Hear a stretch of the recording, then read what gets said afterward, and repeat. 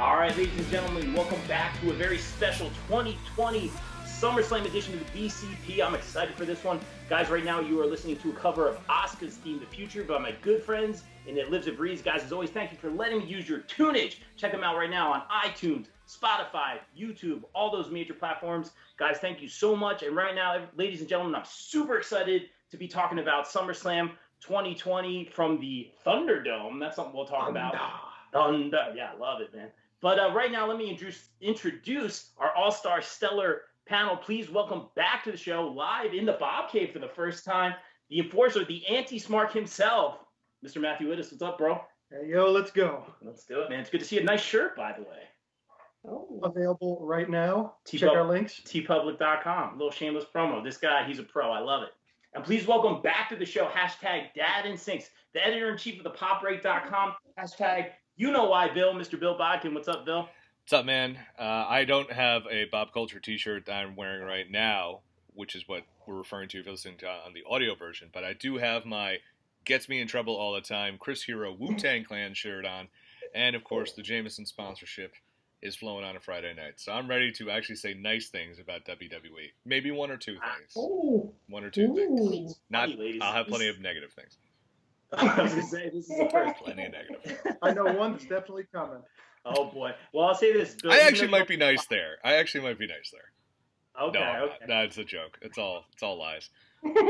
Bill, even though you don't have a Bob Culture shirt, we do have a lay editor-in-chief sticker back over there representing. So I'll be buying a lay editor-in-chief t-shirt once some debts and bills and father things have to be paid off. Don't worry. I understand, man. You should buy 5 so you have one for every day of the week, but I digress. It's a lot of money. That's true. I'm getting mine for sure.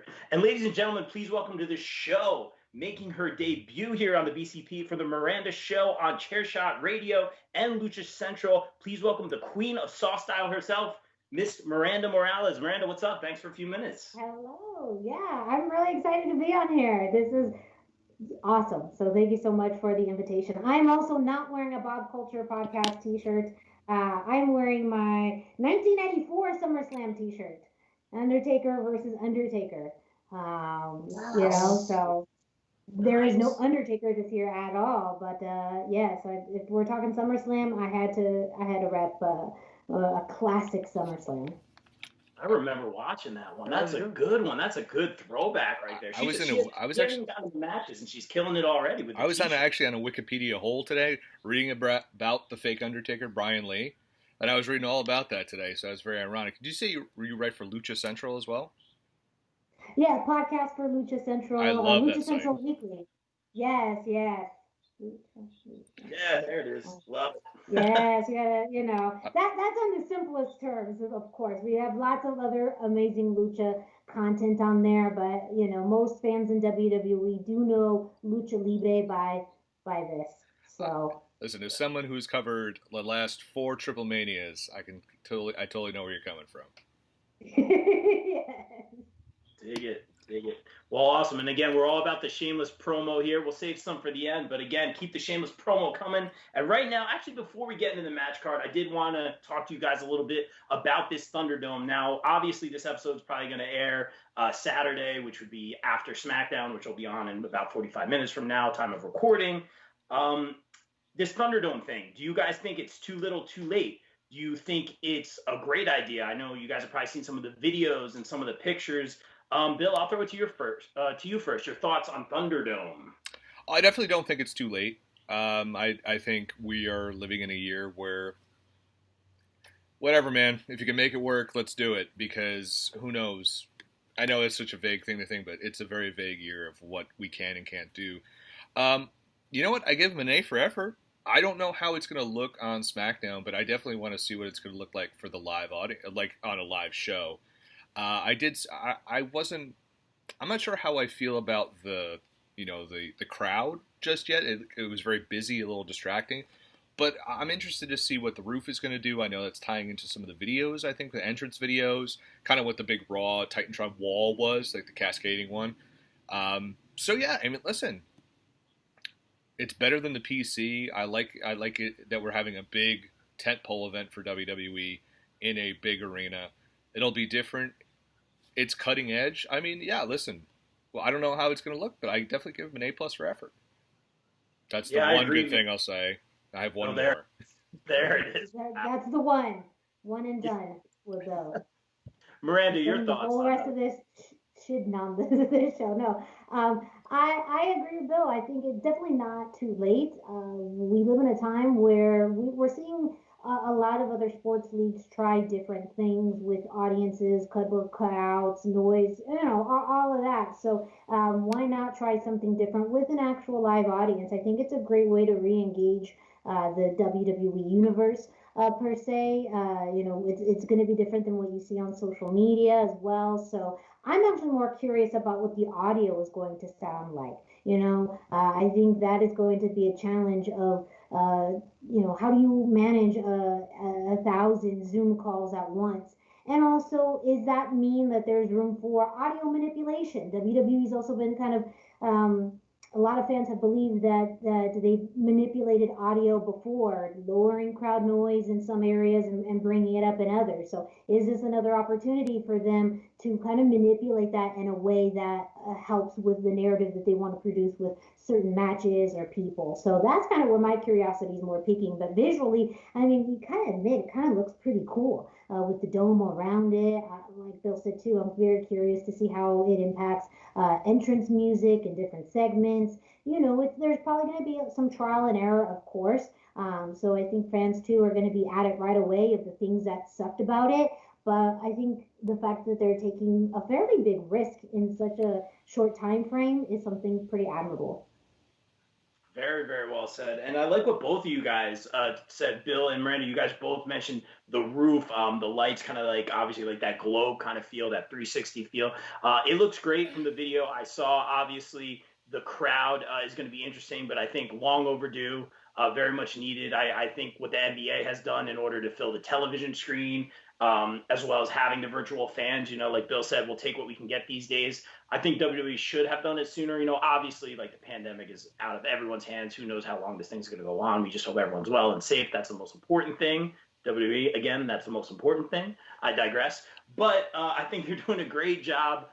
This should be a lot of fun. It's something new, something they needed to do. As what my friend Fal has said on the show, the PC feels very sterile, feels very corporate. As opposed to other brands that feels very open. And I see the smile from Bill right now, and the pyro, which I'm all about. So I'm excited to see what they bring. Oh, it's all about the pyro. And I'm excited to see what they bring to the table here, although nothing will top that Weekend at Bernie's cutout on Major League Baseball. Matt, your thoughts on Thunderdome? Thunderdome, I mean, I was skeptical at first. I think the first still picture that made its rounds was that hard camera angle, and it kind of looked like they were wrestling in front of a middle school yearbook with all those faces in the background. But as I saw some more pictures, I mean, looking at it, some of the other angles, and apparently they're going to be using drones in there. This could be really exciting as far as we'll see what it comes down to with the production. But this could be an entire new dimension, even after the return to normal, or when we have crowds again. Yeah.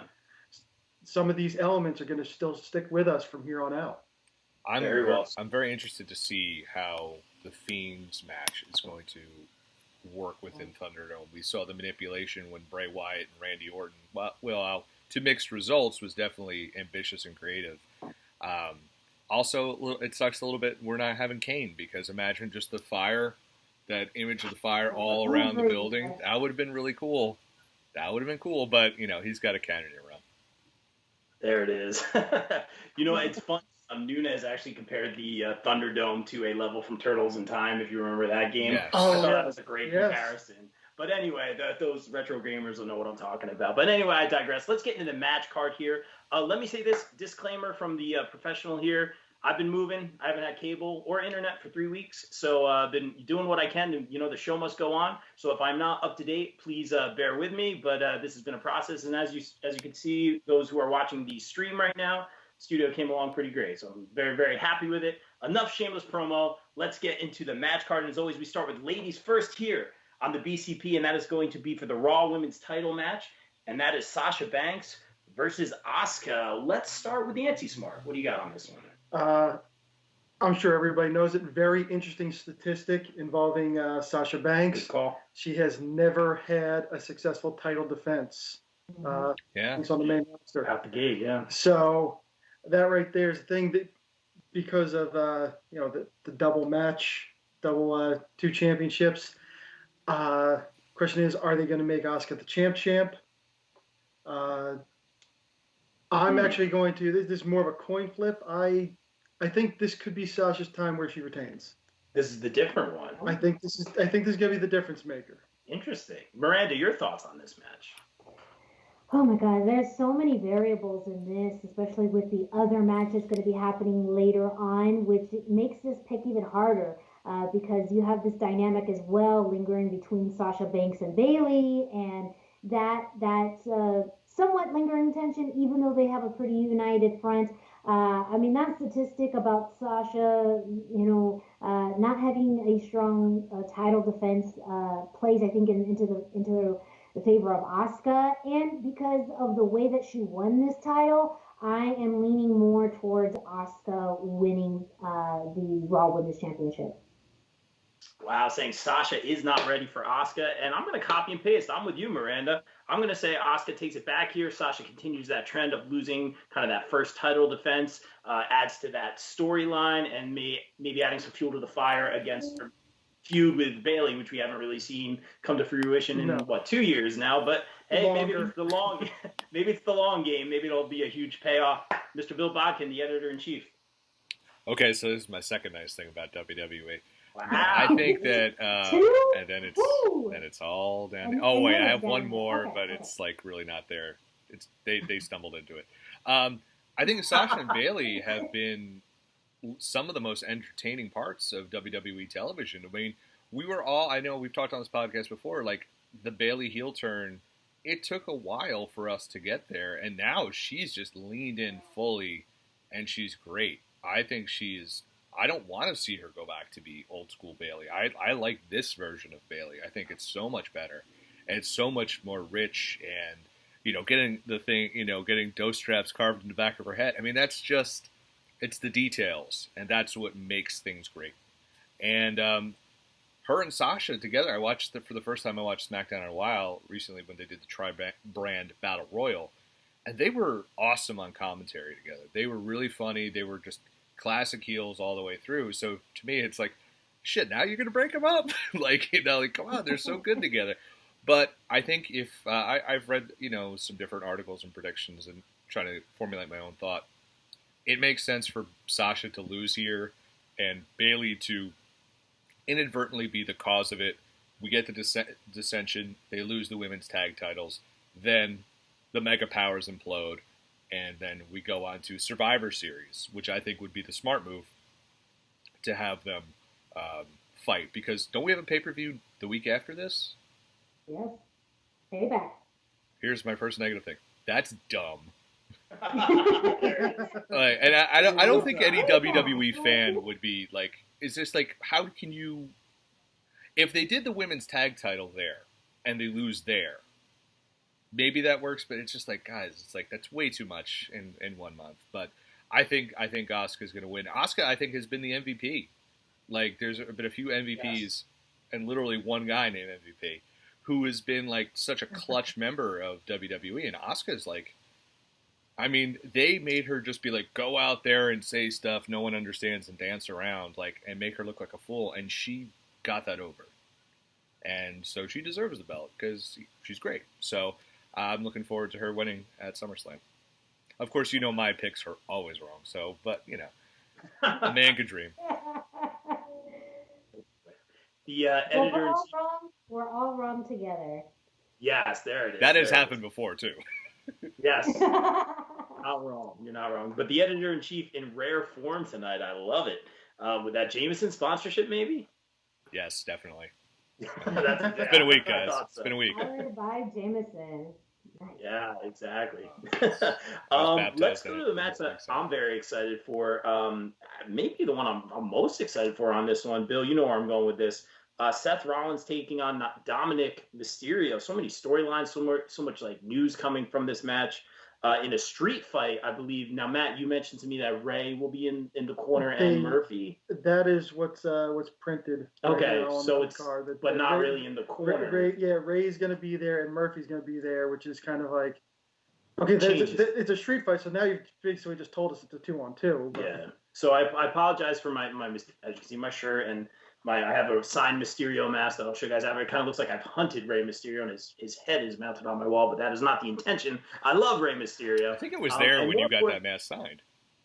Yeah, that's right, man. And I love, over a year ago, maybe a year and a half ago, seeing those videos of him training with his son. I thought that was great just to see Dominic have an interest in the business and training. And when in training, they did that double 619. And to me, that was like a father-son moment and just like such a cool thing to see.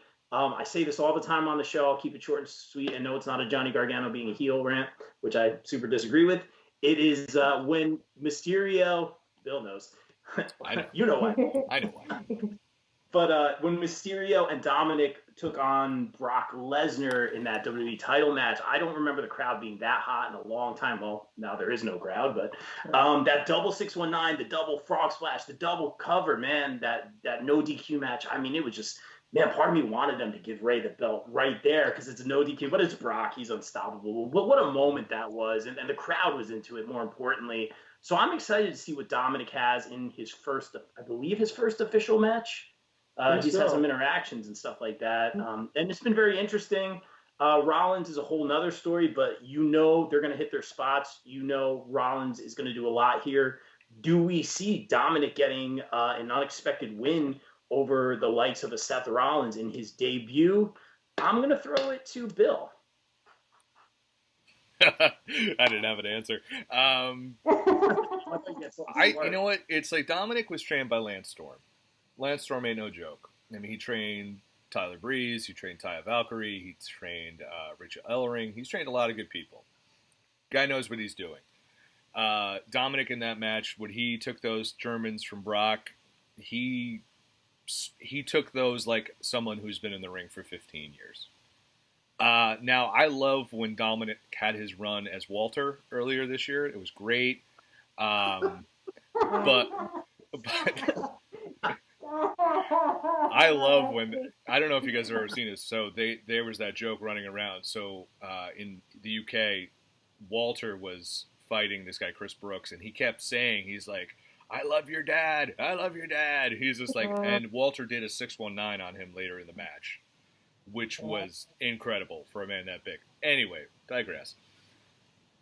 This is weird. I would have saw Dominic in AAA before, teaming with Ray before I would have seen him in WWE. Like we said, Lucha Central, like seeing him in a Triple Mania, like kind of like what they did with Cain Velasquez last year, kind of test running him first. I tell you, I give a lot of credit to Dominic. He took that kendo stick beating like a champ. I think it's way too early to put the win on him, but I can see them doing it. And then, what do you do with him after?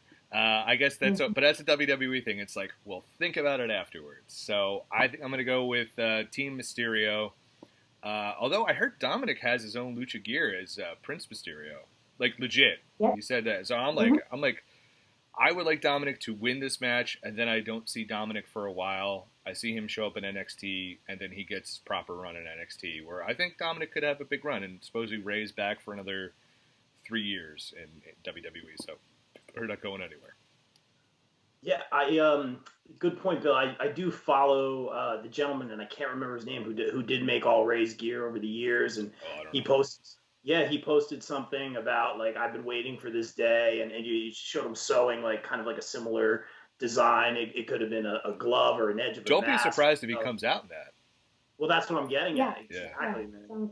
Which I'd be cool with. It'll be very different, but again, like I'm all skinny about jeans and long shirt. There it is. Miranda, your thoughts on this?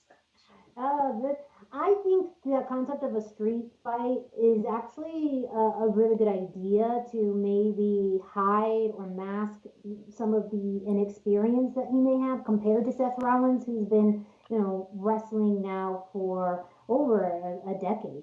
And so I think that having this type of match will allow him to still show his skill set, but not to show how much of a deficit, I guess, and not to say that he isn't been training hard, but he just is probably at a very different skill level than Seth Rollins. So I see where they're going with this. I believe he comes out as maybe his new persona at SummerSlam. I think now they've been highlighting him as Dominic Mysterio, but you know when he steps out during his very first WWE match, we may see him as Prince Mysterio. I agree with Bill's thoughts about this is, you know, maybe a little unusual that we didn't see him in AAA first, but a lot of this maybe came out and rolled out. Maybe he was supposed to go to AAA for a little bit, but because of the pandemic and the way things rolled out, he wasn't able to. But the fact that WWE has embraced him so well, I think has been great. And it doesn't hurt that his dad was under some contract negotiations. And if Ray decided to leverage some of that in his negotiations, why not? I do think it's a little too early for Dominic to have his first win, especially against someone like Seth Rollins, because you also then wonder what happens with Seth if he loses. I think with Dominic, if he loses, it's still going to be a really hard fought effort, and he's only in his first match, so he has a lot of room to grow. With Seth, you then wonder what direction that the Monday Night Messiah is going to go in next. I mean, I don't think it would hurt him either, but it's for me actually a very big toss-up for very different reasons. But I'm going to say that Seth wins this match, and I would love to see Dominic in NXT, especially you have Legado de Fantasma as another lucha-themed group there. And, you know, they're running heel. You have literally, you know, another luchador with a rich history going up against a trio that is all about lucha history. Bam, book it. You know, I'm done. I love that. I love it. You know, I say this on every show, but I wish that I had that around the horn style, like giving points. Because Miranda just got 3 points. Boom, boom, boom. I love it, Miranda. Very well said. Matt, your thoughts on this one? This really comes down to whether this is the blow off for the angle, and it probably is. It's SummerSlam. It's a big show. They've been doing this with Seth and the Mysterios for a while. And all the way through, Seth's been getting the better. He beat the hell out of Dominic with a kendo stick. He took Ray's eyeball out, so to speak. Just forget it, fucking eyeball. It's for real. I saw it. Rob, does your mask also have like an eye patch as well? Just update it to show. I just was curious. It does not. I may have to update it, but yes. But he's gonna be PCO. He's got the glass eye. Nice. But this, you know, this could be, you know, this could be Dominic's, you know, debutante debut here, because he's been talking, but they've mentioned that, you know, Dominic Mysterio is looking to become a wrestler like since he was in high school. Yeah. And his dad started when he was 14, so yeah. I'm sure he went to Lance when, you know, waited till his 18th birthday, but it's not like it was hey, come out to the garage, let me show you something. Yeah. I'm sure there was plenty of that growing up. He's a third generation wrestler. He says, hey, maybe this is just uncle talk, but Conan, K-Dog, he says he's been watching him and says people are going to be surprised when they actually see him out there moving. So, and here's the thing. Yeah, it's a little weird to see Seth lose to Dominic Mysterio, but how much does this hurt Seth Rollins? Not a lot. What does it do for Dominic? Brings him up a lot. And the beauty of the gimmick match is that you're not jobbing to the new guy, you're jobbing to the gimmick. Very well said. The Anti-Smark. Did Conan also said Dominic was going to get Bowdy Bowdy and Rowdy Rowdy? There's something about peeling potatoes. I don't. It's so weird that WWE this weekend is banking 2 of their big matches on people who've never had matches before either, with Dominic and then Punter McAfee. Because I'm going to remind everyone he was a fucking punter. That, you know. He's by Rick Rogers, so that has to count for something. Yeah, I know, right? the Hustler. He's trained. He's trained a few guys. But I'm just saying, like, it's weird that 2 of their big matches this weekend are just with the sheer amount of talent they have. That 2 matches are like we don't have, even though I have problems with him. Matt Riddle, like we don't see any of these cats on the show but we've got Dominic, and then we've got Pat McAfee. Very unusual, Yeah, especially for SummerSlam. SummerSlam has been kind of that traditional pay-per-view where you've had kind of gimmick matches, special guests, the ordinary things. So it doesn't surprise me too much out of all the major pay-per-views that it's happening now. It does feel weird because of the current circumstance. Like, you didn't sell tickets. You don't have a live crowd, which is usually where that theater comes in, and you want to have someone have that presence there so that the audience can be a part of it. But because they don't have that, you don't feel as important or necessary, and they could have easily plugged in existing roster members. Very well said, guys. Just to take it home on this one, Matt, I do think, obviously, Conan, but I really think Dominic is going to have some tricks up his sleeve. I really do. I was impressed from what I've seen so far, even in the training like over a year ago. I'm super pumped for this one. Expectations are very, very high. I'm excited for this. Yes, Ray's my guy. I see you shaking your head over there, Bill. But You're I'm literally wearing his shirt. Dude, I planned this a week ago. You didn't get the memo about the black shirt, Bill. But anyway, I don't digress about anything. Yeah, that's not true. But anyway, I think, we talk about Seth Rollins, a guy who has such a great career, who at one time carried Monday Night Raw on his back, literally, and I give him credit for that. We talk to indie wrestlers who train at Black and Brave with him, say he is no nonsense. Like, it is, you come there, you are in shape, ready to go. We're not here to get you in shape. We're here to train you. So it's going to be serious. I think Rollins is going to push Dominic, and they're going to hit their spots. I do think that gimmick is going to play into it. I'm expecting a double 619, a double frog splash would be good. Is this the time that Dominic wins? I don't think so. I don't think Rollins loses here. I don't think it hurts Dominic in any way. And I would love to see him show up in the lucha gear, the mask. Obviously, maybe one day getting that Rey Mysterio name passed down to him as Rey Mysterio, as I believe Rey's uncle did, who was Rey Mysterio, if I'm not mistaken. So that could be another cool moment. I love everything that's going on with them. I'm very happy to see Dominic on the main roster having a match at SummerSlam, and expectations are high. So that's where I stand. Yes, I'm biased, Bill. Let's move on to the Raw Tag Team title match with the Street Profits taking on Andrade and Bill's favorite, Angel Garza. Go ahead, Bill. Take it away. Your thoughts on this tag team match. Zelina's Army has to win this one because, holy crap, they have lost every single time they're in the ring. You have to do something with them. Like, the Street Profits are over as hell, man. Like, they don't need the belts right now. I know there's a draft coming up. I can really see them being moved to SmackDown because, two guys who deserve to be on mainstream television. I mean, super entertaining, super engaging. Andrade and Angel haven't done much. I mean, outside of flirting with your girl Charlie back there, I mean, still can't believe you have that up there. I mean, yes, I can, but it's getting signed. It's getting signed, by the way. We need to bless the studio. I digress. I mean, but it's I'm booked for the wedding whenever that happens, and it's I can legally marry people. It's just like, you have to do something with Angel and Andrade. I think the sky's the limit for Angel. I think we've seen the ceiling for Andrade, who's always like a workhorse type guy. I don't know if we've even seen the floor for Angel Garza yet. I've been watching him for a long time when he was Hector Garza Jr. in AAA, and I've seen him in MLW, seen him in the Indies in the US. Like, dude has got it as long as his knee stays good. And I think they need to put some gold around his waist. I think he needed more time in NXT. I think he would have been really good if they had given him the opportunity there, like kind of what they're doing with El Hijo del Fantasma. I can't call him his real name because I always forget it, and it's not good. It's just like, we threw names in the air and just picked them. Yes. It's essentially two drug lords, and we combine them, and there you have Santos and Escobar. Oh, Santos Escobar, that's it, yeah. So it's like last name, let's go.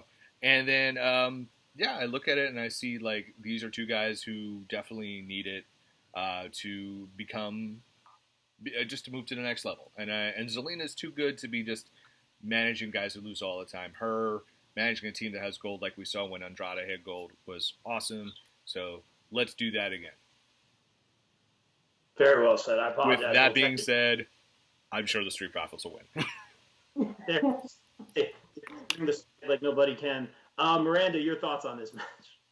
At the beginning of the week when I was looking over this card, I did believe that the Street Profits were going to retain. I think they've been really entertaining and the company seems to really enjoy them, and they've been great for the Raw Tag Team division. However, as I thought about it more, I've also realized that they haven't really put a lot of longevity in tag team booking right now, especially on the Raw side. I would say on both brands, really. Those belts tend to switch hands more often than any other belt in the company. So for me, I'm wondering, well, what happens if they retain? Who is next? We've already seen their whole thing with the Viking Raiders. There's really no other teams right now that seem to be a credible threat. So it makes sense storytelling wise that the belts switch over to Andrade and Angel, so you can at least continue the story that you have. It does seem like it's getting to a peak too, where it's getting a little bit more personal, a little bit more gritty, and I like that. So how you continue to escalate it? Well, now you have Zelina and Bianca Belair getting a little bit more involved, and these other things happening. So why not have a title change to extend the story a little bit longer? And I think ultimately the Street Profits would probably win them back because of some dissension between Andrade and Angel. But I think I've got to convince myself and change my mind that I think Andrade and Angel are going to win. Very well said. Again, I wish I had points because Miranda just got 2 more points on that. So I was going to go Street Profits, but after hearing you guys, I like what you said, Miranda. They do lose the titles, but then win them back, because I was ultimately going to go in the direction with Andrade and Angel Garza. We've seen them having a little bit of that tension here and there. Again, I'm a couple weeks behind, but we've seen a little bit of tension there. We could see them losing, the frustration, then that builds the feud between the two of them. So that should be very interesting. I'm going to go... All right, guys, you swayed me. I'll go Andrade and Angel Garza. Matt. It's going to be a flush. It's a because flush. I'm going with Andrade and Angel Garza also, because them getting the titles, and even if it's just a shorter feud, who knows when this draft is supposed to happen, this can elevate Street Profits too. They had that thing going on with the Viking Raiders, which was, whether you liked it or you didn't, it was a form of entertainment. It worked for it did what they wanted it to do. But years ago in Ring of Honor, the fun time guy was Colt Cabana. Then he had that feud with Homicide to bring him up a few notches. New Day, they got into it with the Usos, and that brought them up. It's like, we're not just fun time. This is wrestling. This could be that opportunity for them to do that with the Street Profits and bring them up. It's like Orange Cassidy and Chris Jericho, right? Sorry, Don't I had to get the reference in there, Rob. Yes, we all love AEW. I love AEW very much. Yeah. Exactly. Let's talk about the U.S. title match. I was a little bit confused about what was going on here, so Matt caught me up. Apollo Crews, I was so happy to see him finally get that spotlight. I think he's been great since that NXT, but to see him get that shine, win that U.S. title, very long overdue. I was very happy for that. But then I'm like, does MVP have a title too? Like, what's going on with that? So it's very interesting. I remember MVP kind of signing off and saying, hey, that was my last match with Rey Mysterio. He was my kid's favorite, this and that. And then he just had a bunch more matches. And for a while, he almost took on, like, I always say, like, a general manager role in Raw. Not that he was, like, making matches, but he was kind of, like, narrating the show a little bit. Like, he had a lot of segments, and then he had a lot of matches. So he really he was a huge part of the show, and now he's a competitor for the U.S. title. I'm just going to say Apollo Crews wins here, retained, short and sweet, and we figure out which belt we're selling on WWE Shop right now. Matt, your thoughts? I'm going the other way. I'm going with MVP on this because one of the big things they've made a point of is Bobby Lashley and Shelton Benjamin are banned from ringside. They are barred from ringside. Let us repeat this. They're not supposed to be there. Which means this is going to happen. Or maybe someone takes MVP's place. Or maybe there's a new member to the faction, makes themselves known that night. It wasn't Bobby. It wasn't Bobby. It wasn't Shelton. We It didn't was break those Swerve. rules. It was Shane Strickland the whole time. Oh, Isaiah Scott. Sorry, forgot we give him shitty names. But yeah, Wow. You have to trademark it. Interesting. So you're going MVP. I'll go with MVP. With a new member introduced to that faction. I don't think it would be Swerve, who I think is fantastic, by the way. They're doing something with him right now in NXT. Yeah, I know. Yeah. That would be the ultimate Swerve. Yeah, exactly. We've now made a triple entendre for that. Yes. Go ahead, Miranda. Your thoughts on this U.S. title match?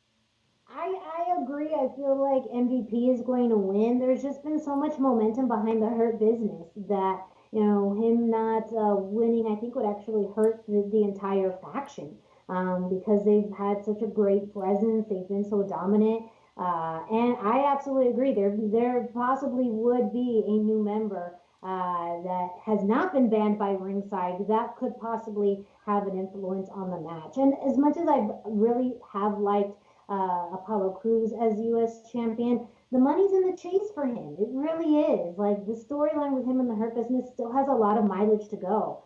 And if he could, overcome everything that the Hurt Business puts in front of him, even more stuff that I could only imagine, that's what's really going to sell me as him being U.S. champion. I feel like all the things they've done so far have been, a little bit more petty and not truly at the core of a dangerous faction. And I know the Hurt Business can do a lot more. So as much as, not to say I want anything bad to happen to Apollo, but I feel like he could be put through a little bit more hell before he gets that title back.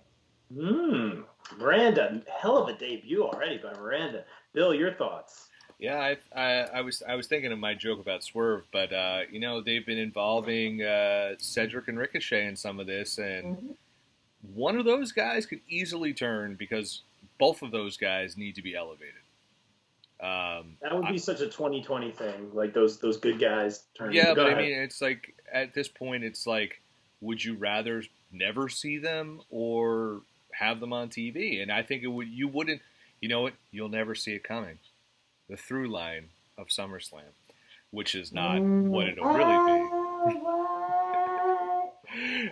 So I think I could be one of those guys, and because MVP, like I said previously, is an MVP for WWE. He was literally supposed to stop after Mysterio and then be a producer, and he proved he could still go.